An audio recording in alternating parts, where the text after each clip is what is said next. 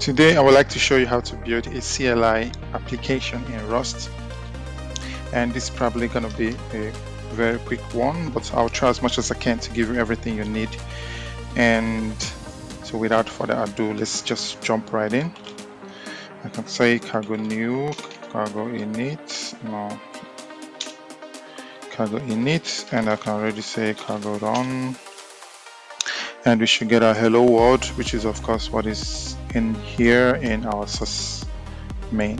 So what I would like to do, of course, is to more or less like a very simple CLI application that is so structured that you could actually just apart from could actually build a CLI application to do almost anything. And I would keep it as structured as possible, and of course make it a lot easy to extend should you want to extend this to build your own application depending on what it is you would want to do.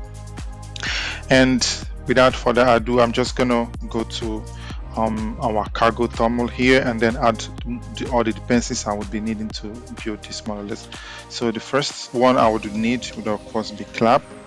This is the foremost library I know in Rust that you can actually use to build a CLI application.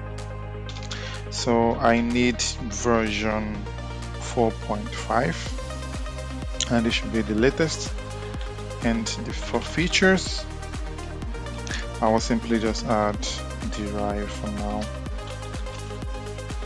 And so the next I would need anyhow. So this would allow me to handle errors much more easily and elegantly.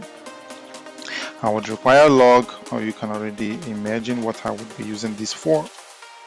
And I will need env logger, and this will also really help me to of course also manage my, if I have my env variables as part of my environment variables more or less.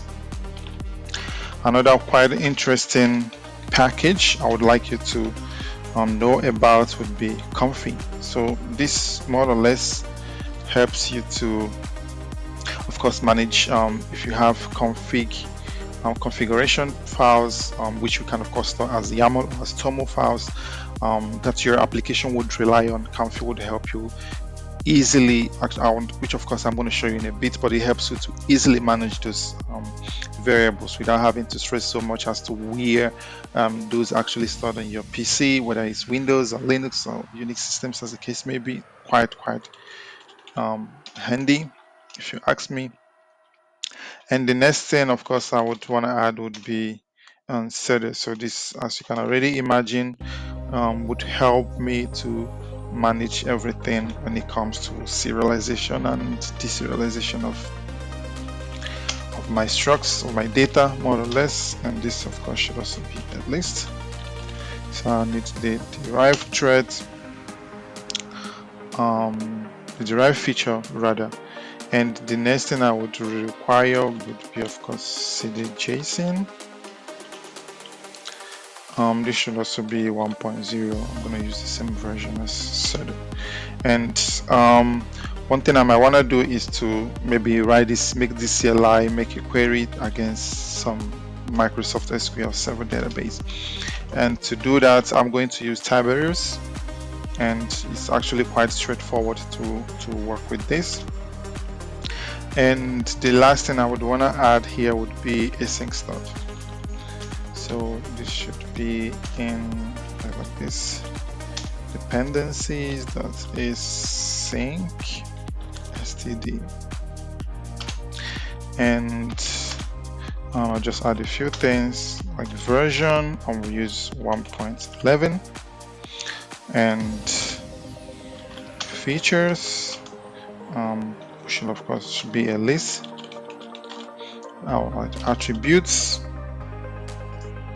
So we go back into our main file, and this will of course help me install all the packages. In the meantime, I'll start setting up our application, and you can also see I'm going to show you how this can be as easy as possible.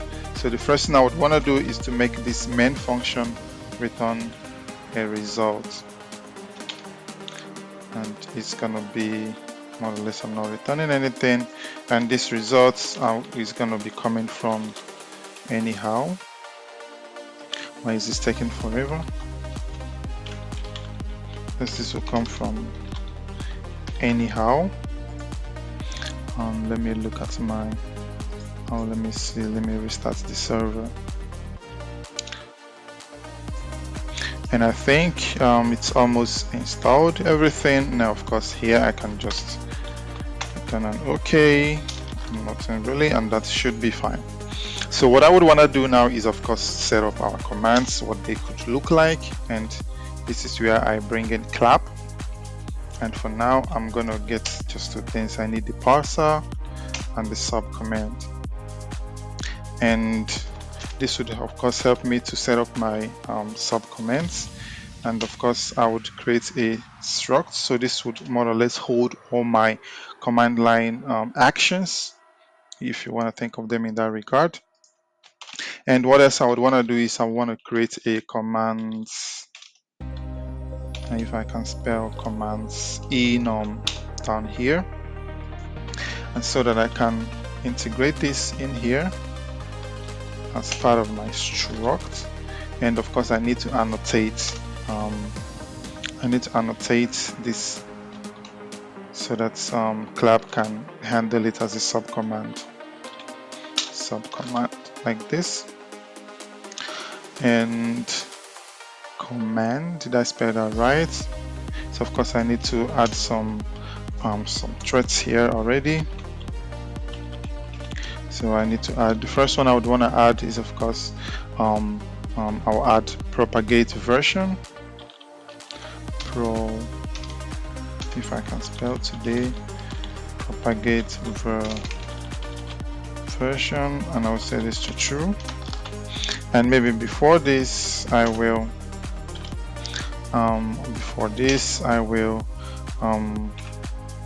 add derive, and here I would add my parser.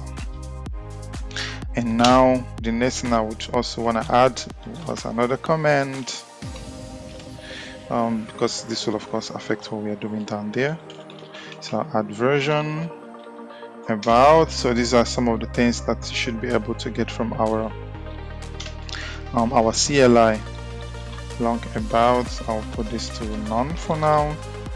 And did I type that right? So comment. Okay, so let's continue. And now of course here I need to also let clap know that this would be my subcommands. That is why now we have all our requirements for this thread are fulfilled. And now what I would want to do, like as quickly as possible, is create a folder in here called cmd. So this is where all my commands will live in. And the first thing I would want to add a couple of the files in here that would hold some of the commands I would like to create. So I would want one that says conf.rs. That's going to help me manage my configurations. I'll add one, maybe an init, and maybe just to make it interesting, I can add one that says update rs, and I've got the mod route and add a mod.rs file. And then inside my main, I would of course use this use cmd that I just created. What is the problem? Oh, sorry, not use, so it should be just mod. And what is the problem? Unresolved, can't find module. Oh, okay. So inside command, yes, so I can now say pub mod conf and pub mod init. So did I not write cmd? Oh, I think I made a mistake. This of course should be inside, oh crazy. So it should be inside our source file. And of course this should no longer complain. So now I would add the last one. I think it should be updates, yes. And now what I would want to do is of course just to show you how we can set all this up, I would would go into, let's say, this conf file first, and I create a main file. It has to be, of course, public, and for now it's not really going to take any arguments, and it should return a result like this.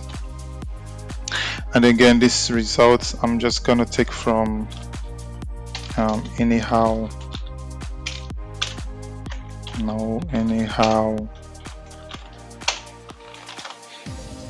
like this, and for the body, for now I'm just gonna not really return anything, just say an okay.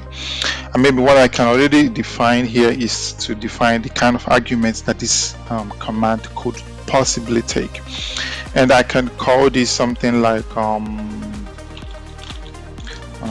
can call it something like maybe config args, and for now it's just gonna be empty.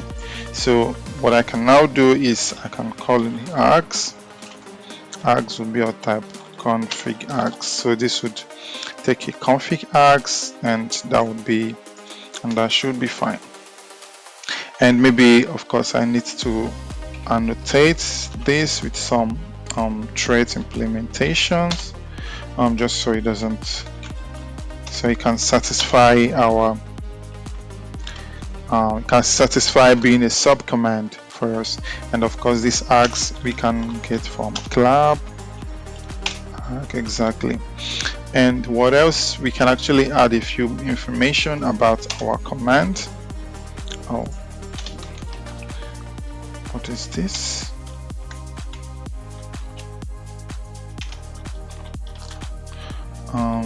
Arg. It should be args actually. Should be args, and then of course I will need to add some more information regarding this particular command. So version, about, and long about. I'm also gonna leave this as none for now. And yeah, we have all these implementations for this, and maybe what I can just do is copy this and put it in all of them. So here, instead of config args, I will call this init args, something like this. And for now, it's empty.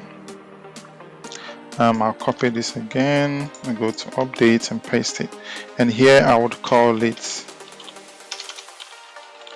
update args. Exactly. And now what I can do to use those is to come back into our main file, more or less, and then inside this enums, this is actually where I can define how to use those. So I can say init will be from cmd, and I go to init, and I go to this init args. So you should take this as input, of course, like we defined.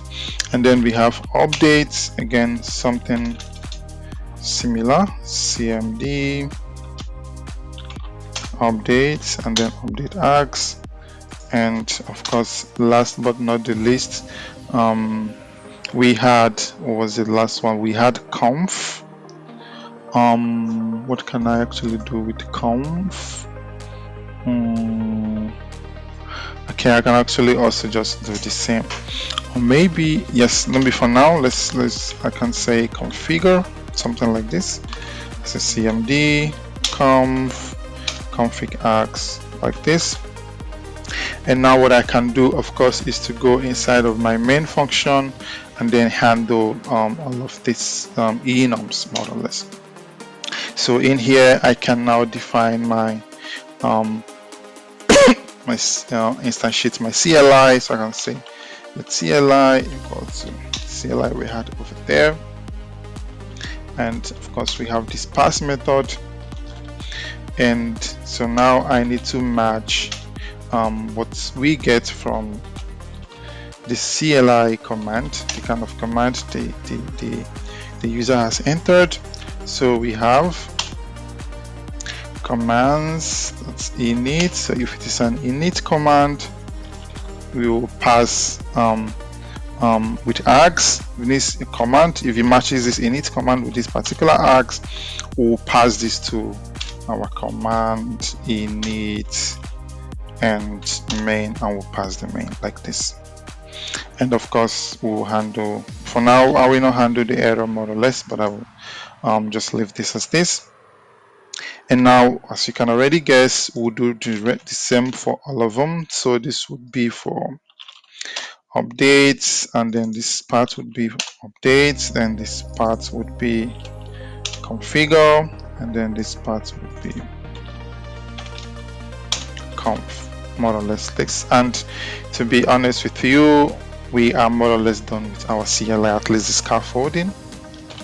So now if I cargo build, this should not take so long.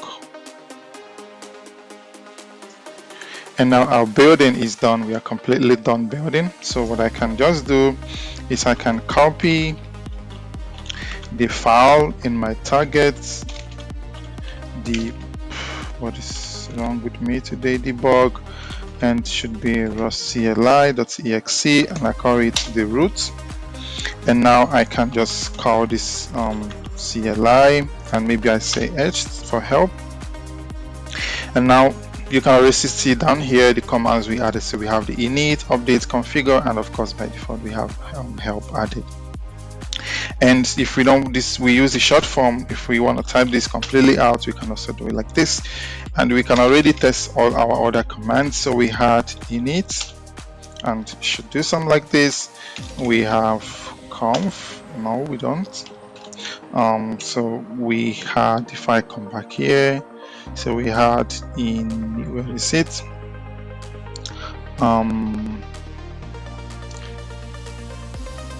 So we, as quickly as possible, of course, we can always come back to help.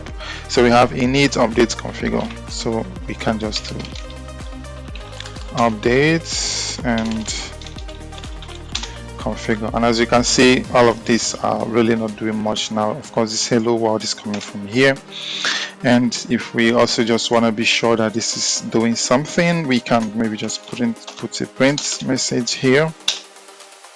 And we can say from the conf command, and we can just copy this and put it everywhere.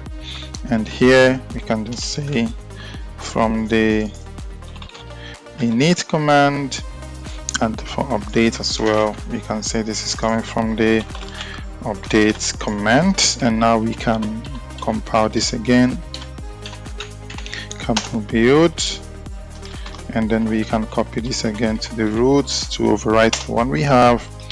And now we can use our command again. So if we say init, we should tell us it's coming from the init command. If you have configure from the conf command, and if we have update, it should also source. So what I would want to do next is, of course, add some flesh to this, and then of course set up configuration and how you can set up your configuration file, and then we can bring it all together, and then hopefully you would have learned something. So let's continue. What I would want to do next is, of course, to go into our main function, and then we can set up our configuration for this application. And what I would want to do would of course be quite straightforward. I might want to do let's say inside source, we can create a new folder, and I can call this maybe utils. And inside of utils, I can have a file that says config.rs, and because I said I want to do something with the DB, I can have someone that says db.rs, and of course I would have one that says mod.rs. And in my main, I'm also just going to add this here, mod utils. And just to start setting this up, I'm just going to go into our config file and start setting this up. So I'll create a pub struct, and I'll call this app config. So this is where we will define all the configuration, or whatever form of configuration we would want our application to have. So I can already bring setter in. So I'll bring in the serialize and serialize. Did I type that correctly? I think so, I don't know. And I need one more thing.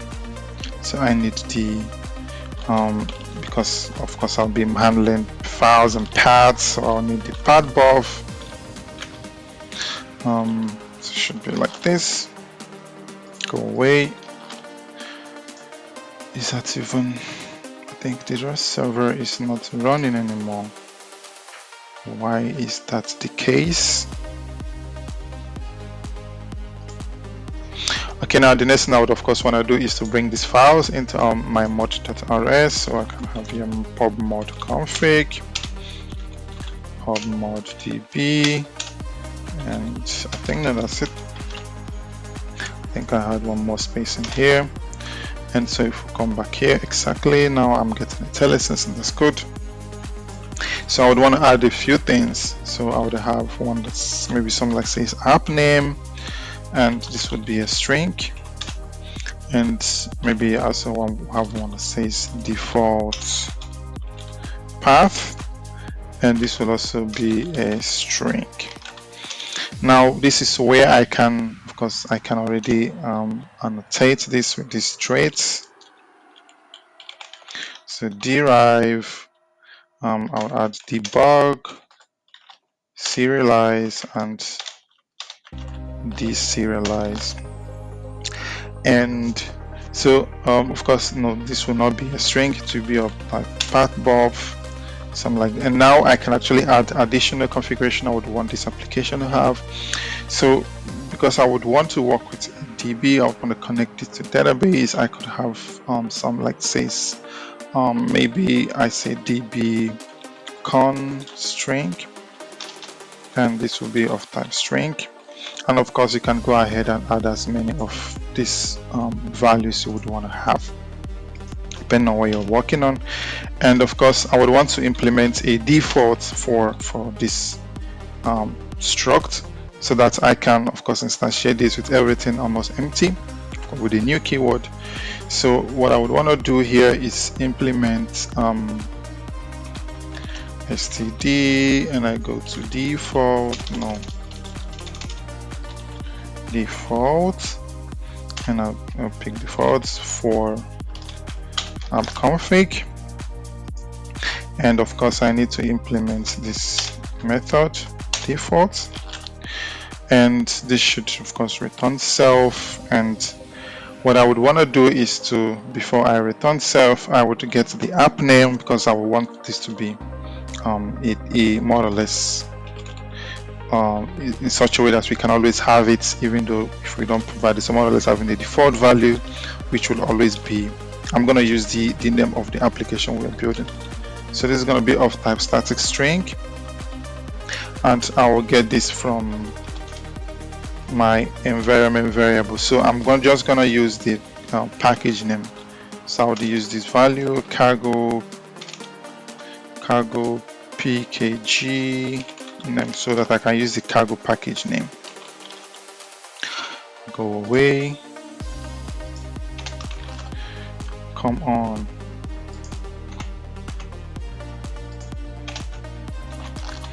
And so what I can now do is now return what I would want to return. So here I would have app name would be, I'll just make this to, for now, just convert it to a string. And what else? Default path, maybe I can already provide a default value.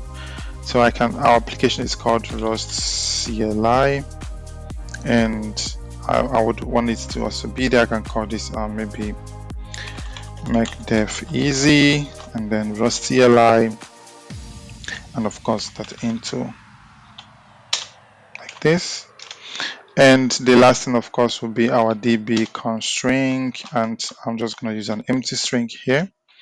So I can just do actually string dot new like this, and this would be our default. So that's if we instance, so if we go back to our main method, for example, if you go back to the main method, I can quickly show you what we can already do is we have utils brought into the scope. So before this, I can initialize this way. I can call this, let's say, fg, and this would be from my utils config and app config. This will be of type app config, and no, I want my config to be of this type, and then I would want to now use the config library that we imported. We use the load method, and now I can of course instantiate load our configurations. If you look over here, if it is there, it loads it. If it's not empty, more or less the first time, then it populates this with the new method that we defined for our app config. So also for here, I'm just going to give it the name of Rust CLI, because that's also what we're going to get from cargo package name. And for config name, I'm just going to set this as none for now. And I am also not so much handling error here. And maybe what I can also do is to make all of this accept this as a variable. So maybe I can make this immutable, and then I can pass this to all of this. I can CFG, and of course for the last one, CFG for our config. And so I can just copy this, and we can go to each of them, and here we have to use create utils, and I can change also of course here. So we have a config which is going to be of type utils config app config, and it's of course also just going to be a reference to this, and then maybe a mutable reference as well. So that's what we can do for. So what is the issue? Consider mutable. Borrow. Yeah, of course, we have to again specify this way. So I can add this to all of them, and also do something similar here. So if I come back to this one, I'll go to updates and put this in here. And also for configure, I put this in here as well. And then if I go back to main, no, I go to init, I can just copy this. And then here, I'll just bring this again into focus here. And also for conf, I bring this into focus here, so that all of them can have access to the same configuration. So that's if we want to write our command, we can write it in such a way that if we execute any of this command, they will all have access to our configuration file, and of course the variables stored in them. And so if what we can do, just maybe to show you, is I can just maybe print this, and so I can maybe just add some message here. I say config vars, and I can just log this here like this, so that we can see what gets initialized for us. So if I clear this out again, cargo build,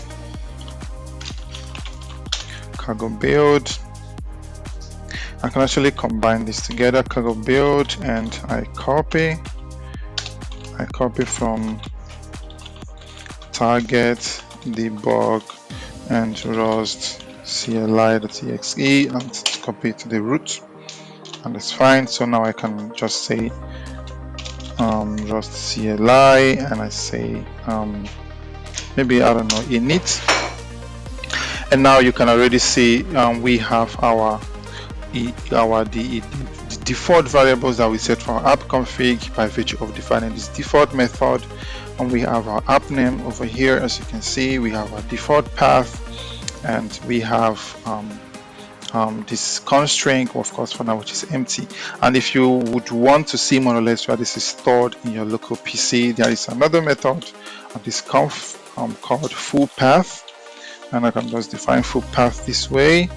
And I'll have config, and I would lay, what is it called, get configuration file path, and again I'll provide the app name, and here I provide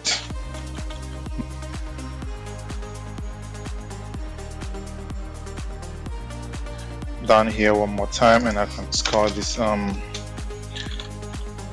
full path, and then let's put this one over here like this. And now so we compile copy one more time and run any of our commands. If we run init, for example, and you can see for me this is the full path where this is, and if I click this, of course I can actually you should see here I can open the toml file. If you look over here, this is the toml file, and then this is the content. So this is also quite useful if you want to understand how this whole thing works. But anyways, let's continue.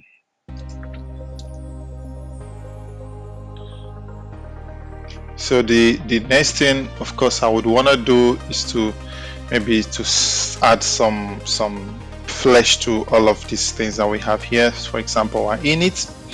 So the question would be, what would we want to happen when we set up our, at least when we come to our init method?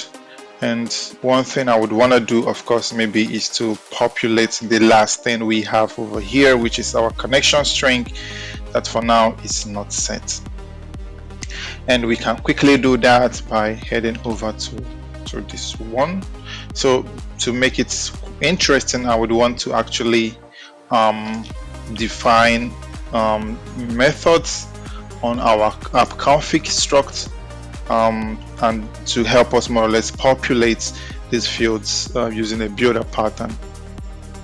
And so what I can just do, so it's just gonna be straightforward actually. I'll remove this part for now and we'll start. So what I would want to do is to define a thread, and I will call this builder, and it's just gonna have for now just quite simple things. So it's gonna have a new method that returns self, and it's gonna, of course, now we only have one more thing we would want to set, this const string. So I can have one that says set db const string, and this one will make it a mutable reference to self and take a const string, of course, which is gonna be of type I'll just string this way, and it should be able to return of course a mutable reference again to self like this. So for now we only have this. Maybe I can also add one more that can allow you to maybe change the default path where you want your config file to be stored. So I can call this one set config path like this, and here again we have config path. And now what I would do, of course, is to come down here and we implement our builder for app config like this, and then we would of course implement all these methods. So we have fn_new, so this will return app config, and again just like we did over there, so app name is just gonna maybe I just leave this as a new string for now, empty string more or less, and I'll just do same for maybe all of them. Do same. Maybe I can already also just do this here, I don't know, whatever. You already get the point. You have the flexibility to do whatever it is you think like you would want to do. So I'll put this in here. Maybe I change this to string for now. And so of course we have app name, we have default path, and we have our const string like this. And default paths, of course, I would maybe use again do the empty string like this dot into, and then we should be able to get our new method. Now the next method, of course, we have to set up would be this one, and it's also going to be actually straightforward. So we'll say self dot self dot default path would be config path. Maybe I say to owned, and we return self like this. And I have to close this, of course. And what is the error?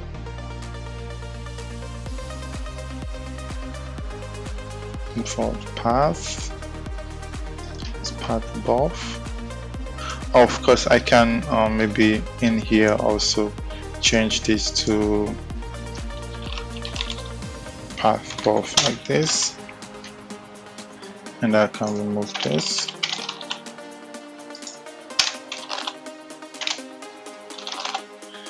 And yes, path above and expected path above found. So of course I can also make this one like this. Now I have to add lifetime.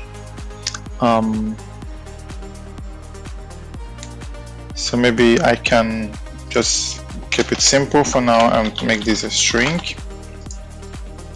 And also I'll just copy this, and then in here also I'll use str, and then here also str, and then here I can say that into. And yep, let's keep it simple for now. And of course the last thing would be set constring again, something quite similar like we did up there. So constring, and we return self. So what is the error again? So expected semicolon, go away. So I think we're supposed to, yeah, so maybe turn this to string, something like this. And that is actually quite straightforward. So what we can now do is to go to our init method, and in our init args we now have to specify the kind of things we would want to expect, because those are the things we want to set in our app config, and they are this app name, default path, and to be. And I can maybe just bring those over here for reference for now. And of course we can now start to set all of this up and then annotate them as args, so they can of course behave the way we'd expect them to. So I'll annotate this with arg, and then I have the option to add a couple of parameters more or less. And here I can define the short. So this short would be when you, for example, if you do something like if I come here, if you are working with GitHub, for example, and you do a git commit, and you want to add a message, and then adding this short form -m for message is more or less what is referred to here as short. And so of course you have the option to use whatever it is you want to do, but it has to be unique, at least within the scope, and it has to be a single character. So app name, I can maybe go with name and just put n like this. And now I also have the option to add a help message, and then to let people know what actually this is all about. So I would say something like the name of the CLI application, something like this. And I just copy this again because I'm lazy to type it all out a couple more times. And then default path. So here I'm also just going to add, because I don't want this should be an optional value in my opinion. So I need to add the default value, and I can set to what was it we had in here. So if I go back here, we had something like this. So default path, I can come back here and set this to this.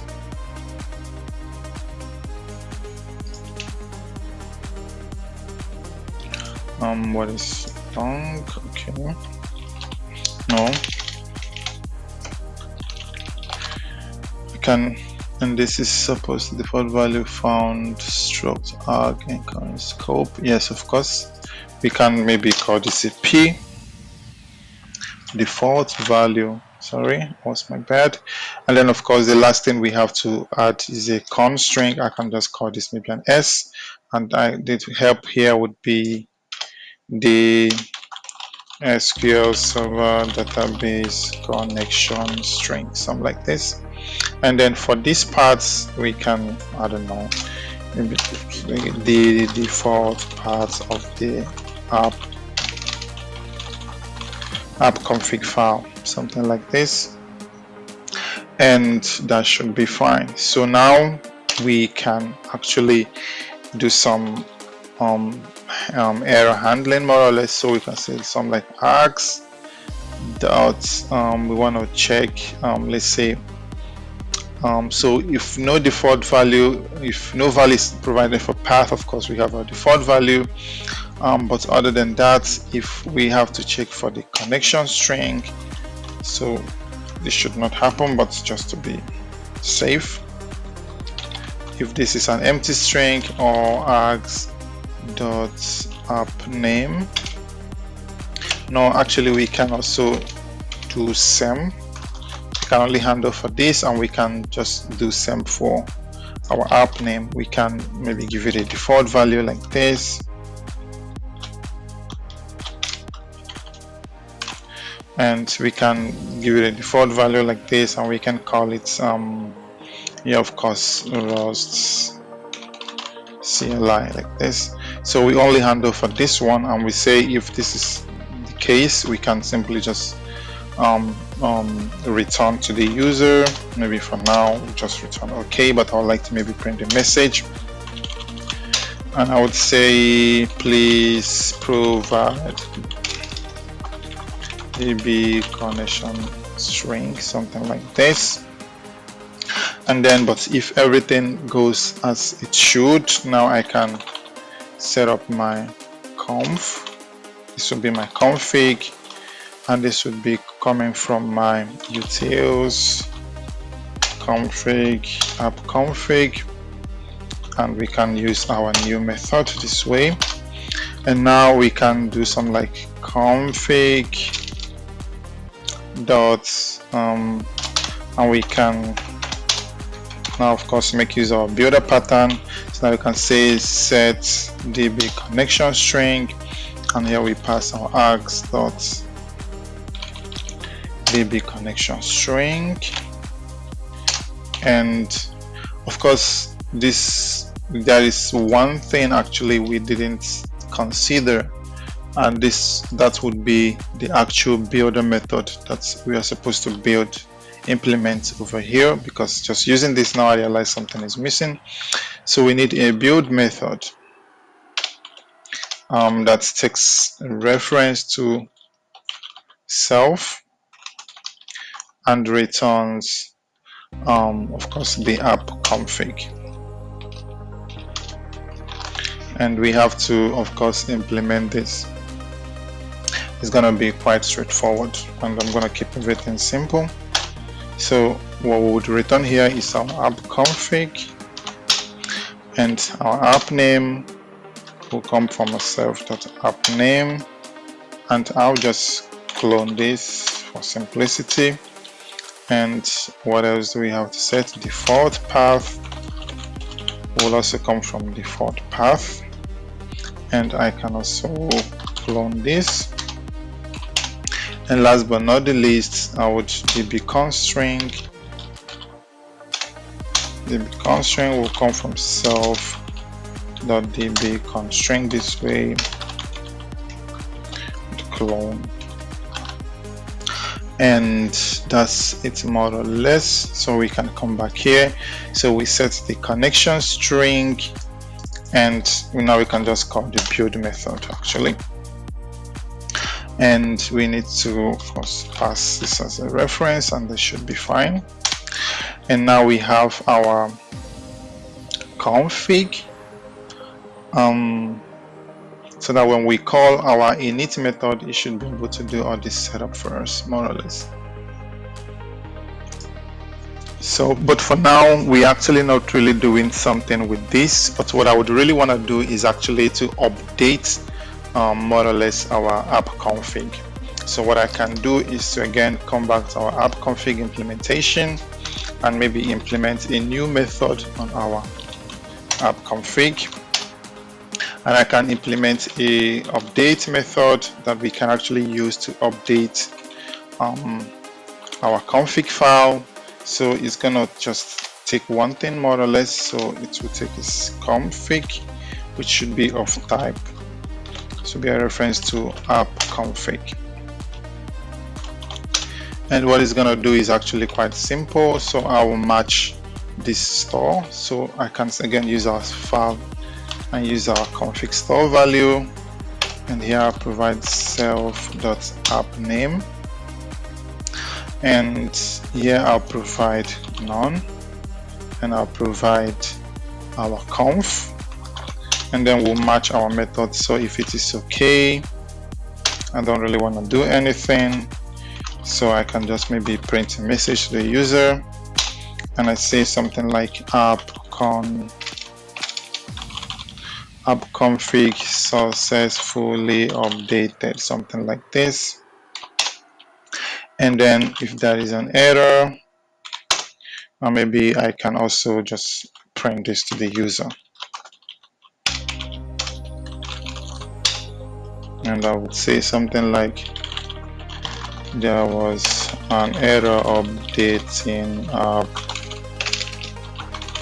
config error, and I can pass my error this way,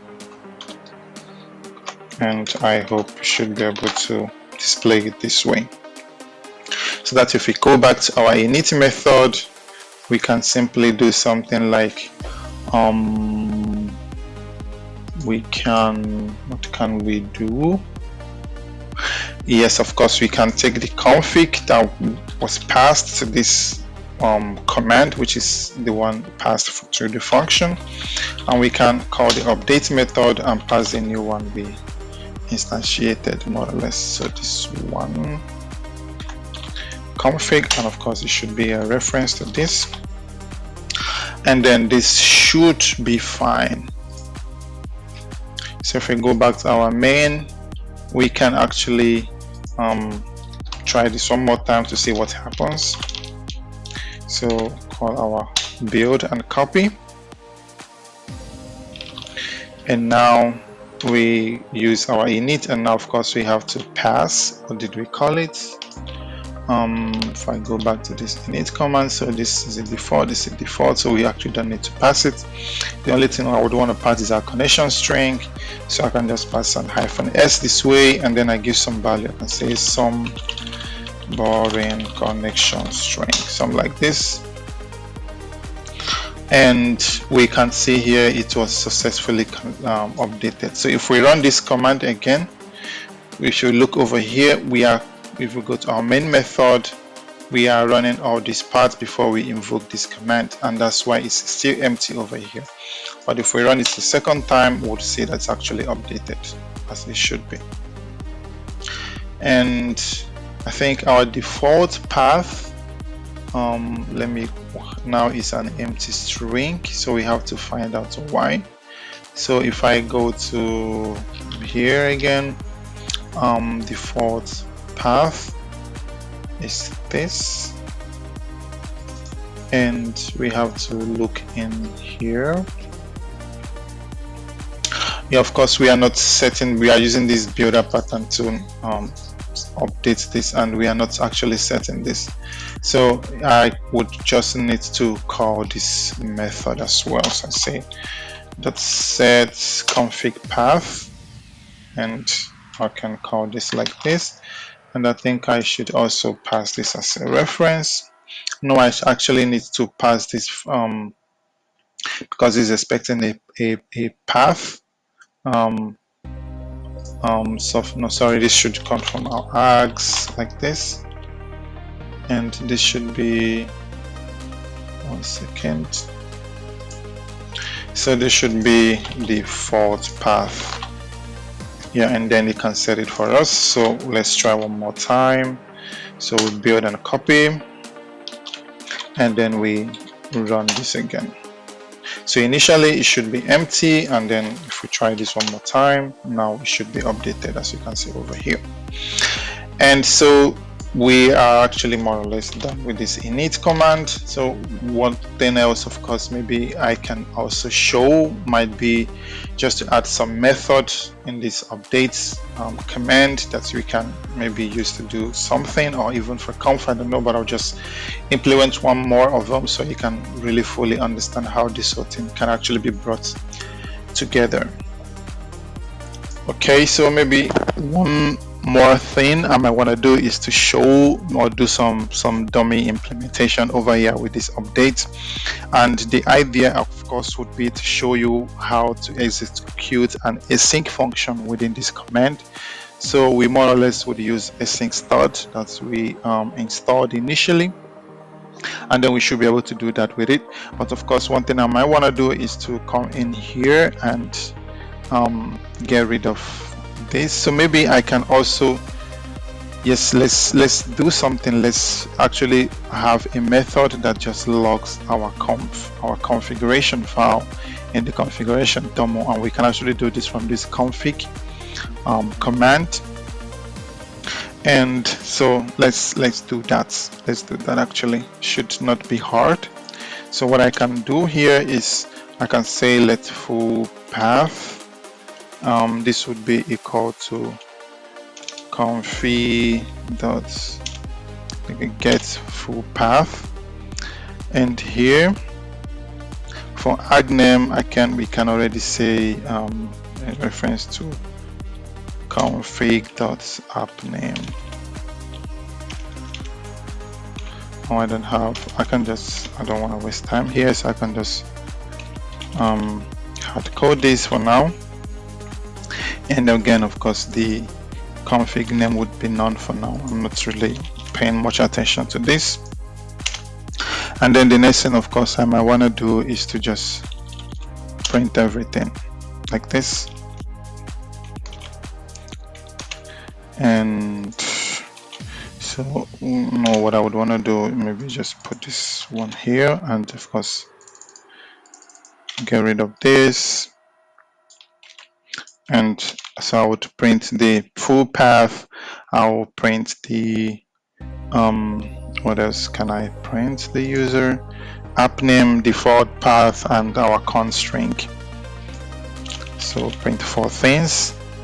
So the first one, of course, would be output. So I'll say config path full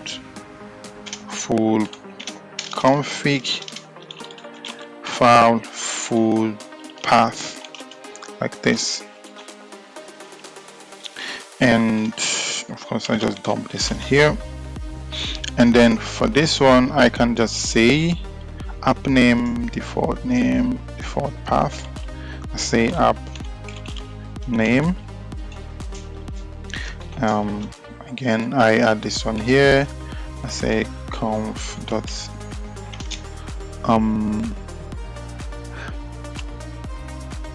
why can't I do this? 1 second. Yes, we can actually just print everything in here, and I can say some like app config,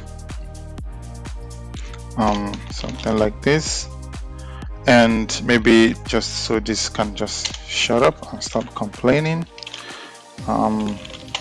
Print line, and I can say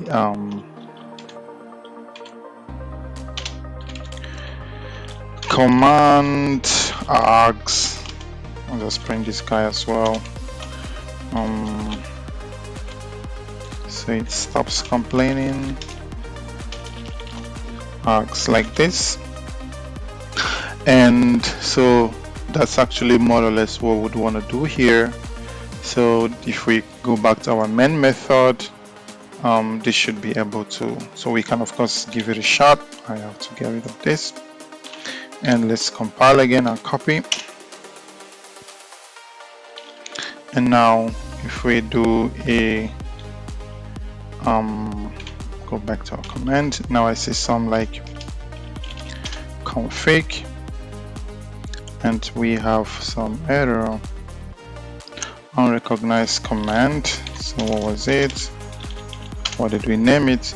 Configure. So we say configure, and of course Maybe I'll get rid of what we have over here. Actually get rid of these ones, it's not needed anymore.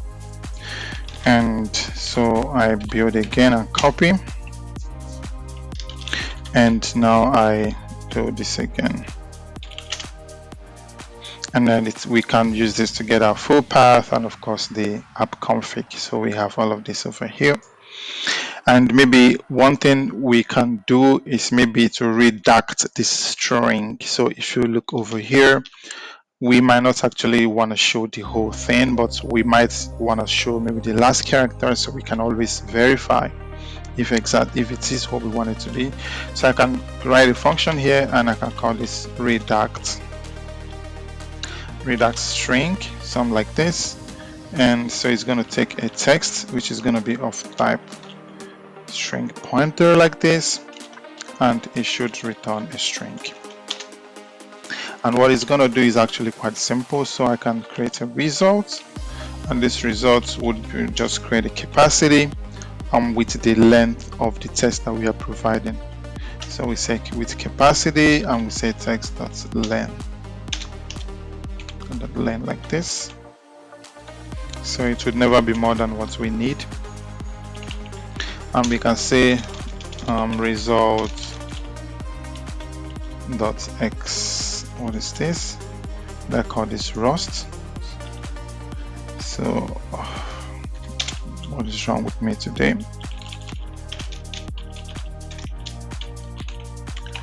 So result.extend, and what I would want to do is actually straightforward. So I'm probably maybe just gonna redact everything apart from the last 6 characters. So I can go from 0 to the max. So I use std com and of course max for comparison. So max like this, and then the first thing I would provide would be text.length, which will be the length of the text, and I would maybe want to redact and leave just the last characters. And then here I would maybe provide 0. So if you look at the definition, you would already see what we're trying to do. And of course, this should be 0, not O. And then I would do a map. And what this map would more or less do for me is to quite straightforward. The rest of the things that match this more or less, I would just want to replace this with asterisks like this. And I can say result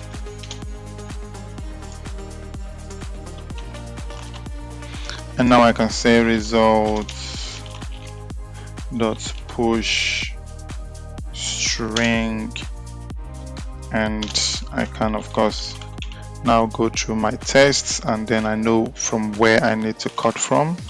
So I use my comparison one more time and max, and now I need to check the text, that's the length of the text again, and I subtract 6. So I'm just leaving just 6 behind, and the rest will be redacted.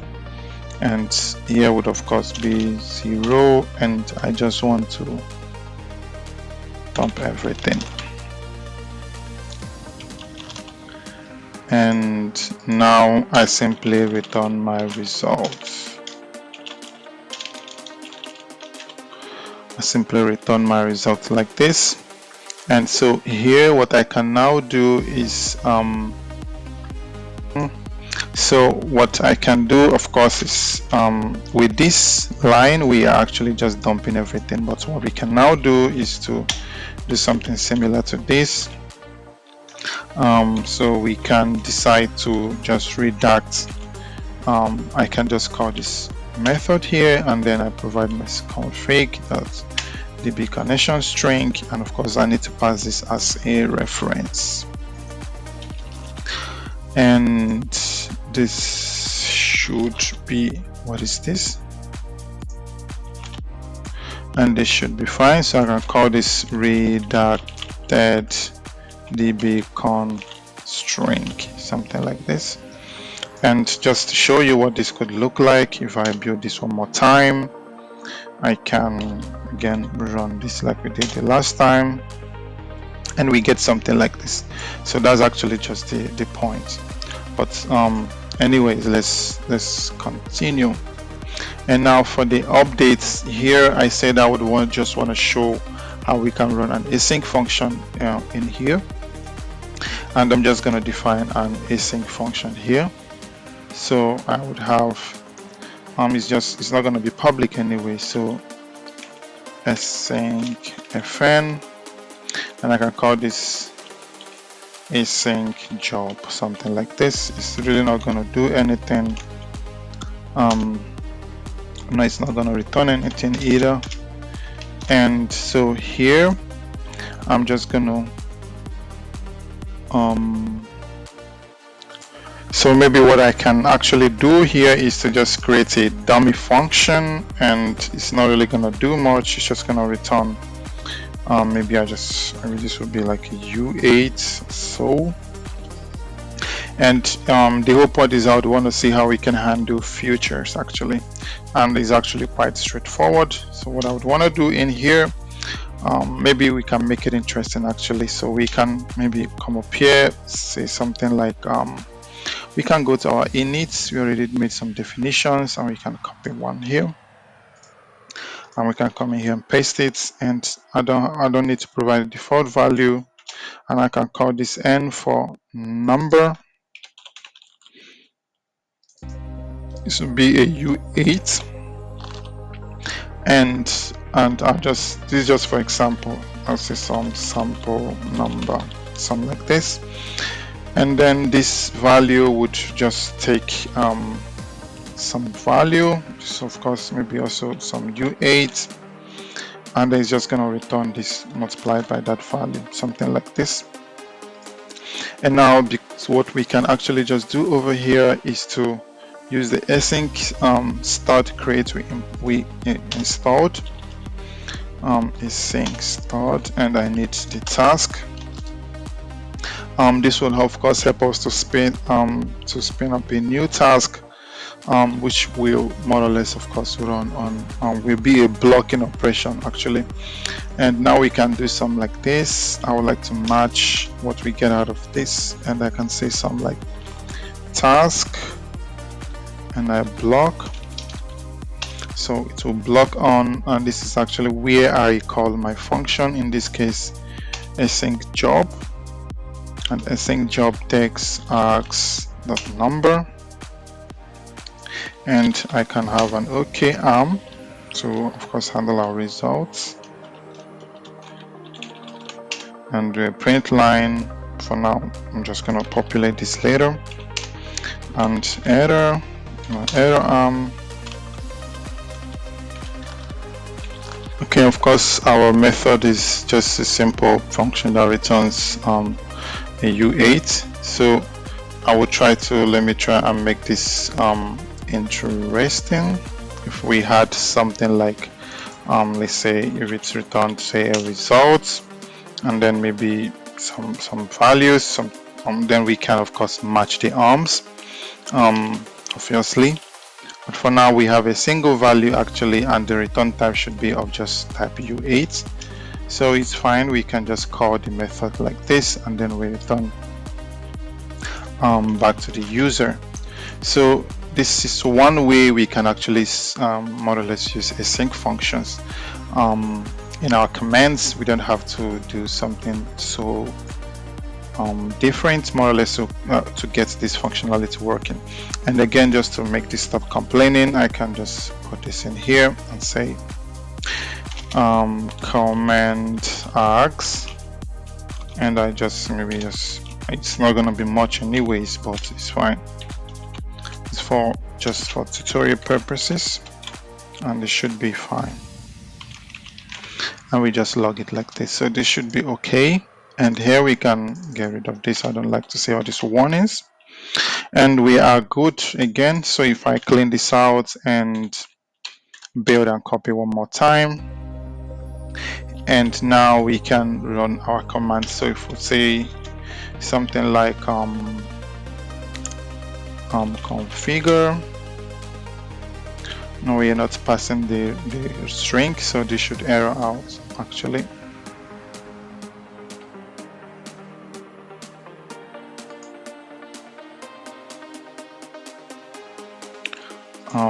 Config, in order for this, so this should be fine, of course, with config. And if we call the update command, which was the last one we just worked on, and yeah, we have to provide this number, so I can say n and I say 4545, something like this. Yes, it's more than U8, of course, 20, so I can just maybe 45 should be fine. And we have these parts, and we actually, what I would want to do maybe is to log this so you can actually see that something is happening. So down here, nothing is actually happening, so we can just add some command again and say result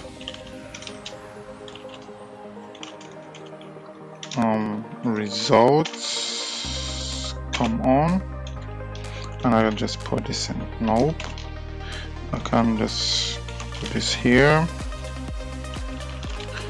and just so we see some feedback actually. So if I compile and copy one more time and run our last command, we would see our results. So you can see that's down here. So that was a quick one. We covered a couple of things actually in this tutorial. So we tried to build a command line application in Rust using the clap library, and we also used this config library more or less to handle our configuration files. And I also showed you how we can define what we want to be inside this our app configuration file, which of course you can put whatever it is you want to put in here. And then this library manages everything for you regardless of the operating system you're working with. And we also covered how to actually just structure your commands. So again, if you look into, I can just close the terminal. If you look into our main file, you will see us define an enum that holds all our commands, and down here we match all our enum arms and then execute our functions depending on what was invoked.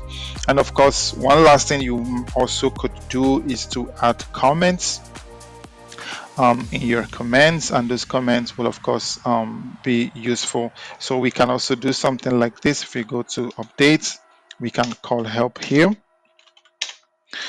and sorry, I have to use this like this. And now we get of course, if you look in for the help for the update, you would see here we only have this, so that's why we also see this sample, some sample number more or less in here. So this actually, and this one of course is coming from this is the default more or less. So this is for this number we have over here, and then we always have the version will always be coming from our cargo terminal. So if we call this again, I would say version I think it's /v like this. Yeah, this will always come from our cargo terminal, which is also of course what we have over here. Yeah, so that was quite a quick one. And if you're not familiar with building CLI applications, I think this should already be a good start for you. And of course, as usual, if you have problems or if you have questions, feel free to leave them and I will answer them as fast as possible. And if you are new to our channel, you already know what you are required to do. You are required to subscribe and then engage with us as well. And if you have any questions, of course, feel free to reach out and I will answer them as fast as possible. And until next time, have a lovely evening. Bye-bye.